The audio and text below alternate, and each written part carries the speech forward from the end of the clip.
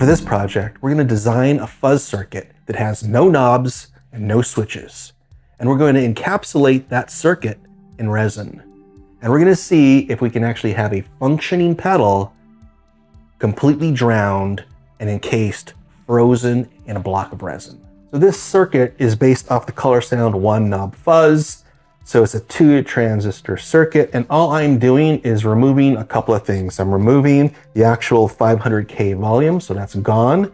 And there's no foot switch, so you're not turning it off and on.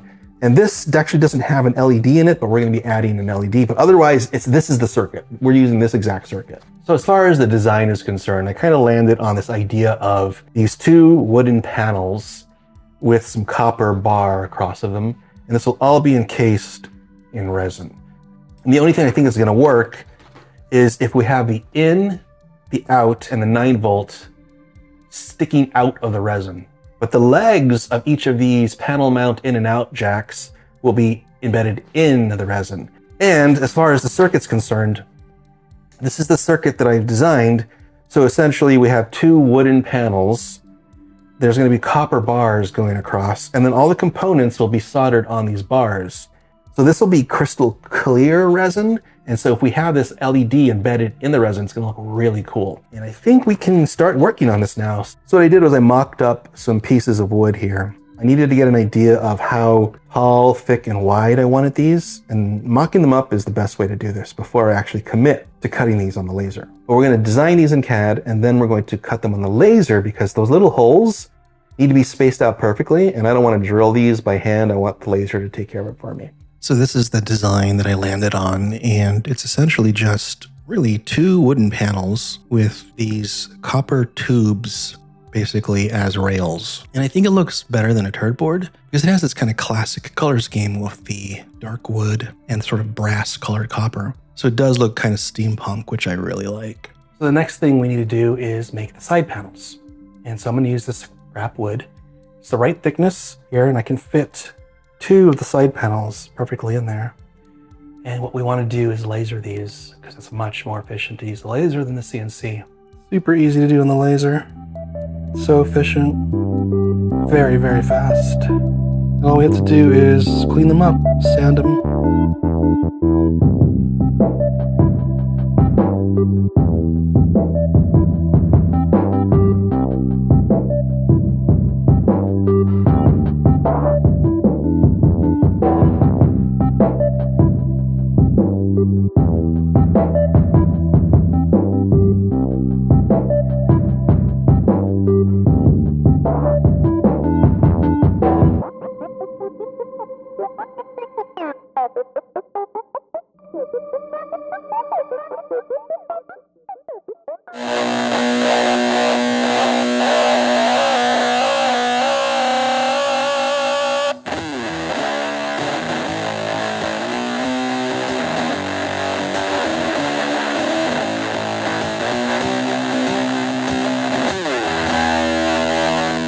All right, so I have the 2 panels here, and I kind of landed on this darker wood. I think it is reminiscent of like old synthesizers, so I really like the dark wood. And there's 7 bars across. There's only 2 cuts. So there's a cut here that actually separates the power. So you have positive and negative on either end of the cut that's right there. And there's a cut here at the bottom that separates the input and the output. So there's this blue wire, and then we have these panel mount jacks. And these panel mount jacks, you can see they have legs, and those legs, the 4 legs, will be cased in resin, and that's how they're going to be mounted onto the clear resin box. I bought a silicone mold on Amazon.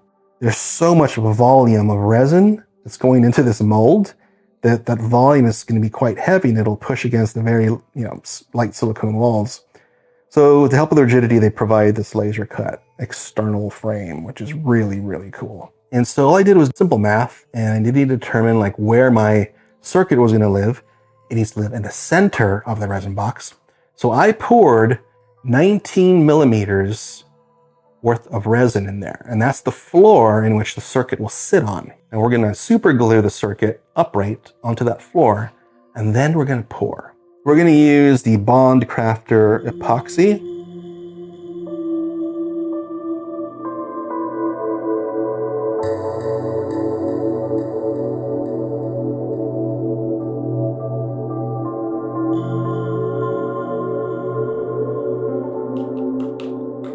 All right, I'm not concerned with getting every last drop of resin in there.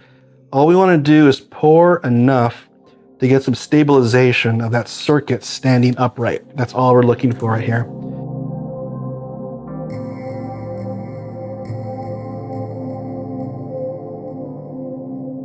That's enough of the circuit for now. And we'll do another round tomorrow. So I knew I was going to need some extra hands for this project. And just again, with serendipity, a company reached out to me and asked me if I wanted this tool, which is this magnetic helping hands. And I thought, yeah, you know what? I'm working on a project and I could totally use it. So this is the Ioku 3-in-1 magnetic helping hands. So these magnetic hands are really cool because they're not set in stone. They just kind of go like this wherever you need them. And so my other one is, again, kind of set in a certain spot, but because of these are magnetic, it makes it a little bit more versatile. All right, we're about to do the last pour. I have 2 sets of helping hands holding the input jack, the output jack, and the power jack. Final pour, I hope nothing breaks. I hope the wires don't float either. Will I make it to the top? I think I might. I need the legs of the jacks to be encased so that it holds them in place.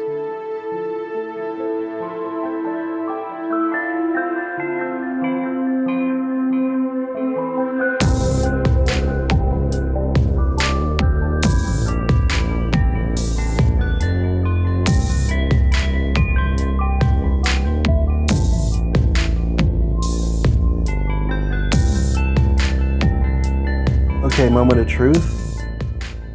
It's hard. There's a little bit of dipping happening in the corner here. I'm not sure how that happened. Let's go ahead and remove all this stuff. Take off the helping hands. See if it works, because I'm really worried it's not going to work. It's pretty cool, right? Pretty rigid, so the jacks are on there and they'll hold. This looks good. Let's go ahead and unmold this, whatever the right word is.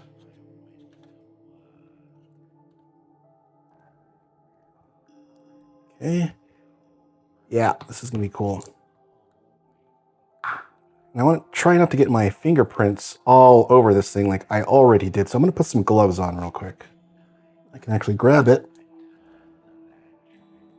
Nice. This is exactly what I was looking for when I envisioned this project. A clear cube with a circuit in it. It's so cool. This view looks even better from bottom. I was thinking I wanted minimal wires, but now that I think about it, having the mess, like the bird's nest of wires, makes it look so cool. Is it gonna work? Let's test it. Let's actually find out and see if this works. All right, oh boy, I'm so scared. So scared about this. Plugging the power. Oh, the blue LED works. That's awesome. It works.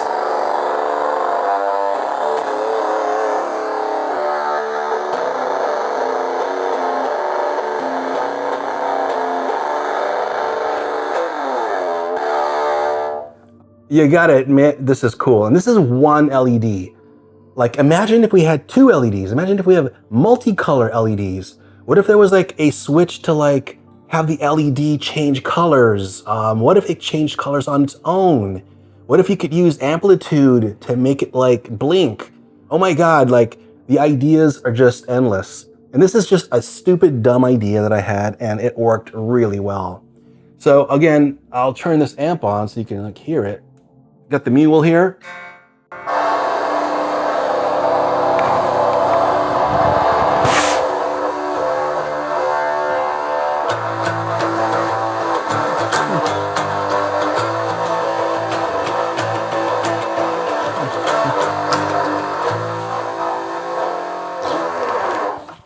Pretty darn cool. Whisper quiet too.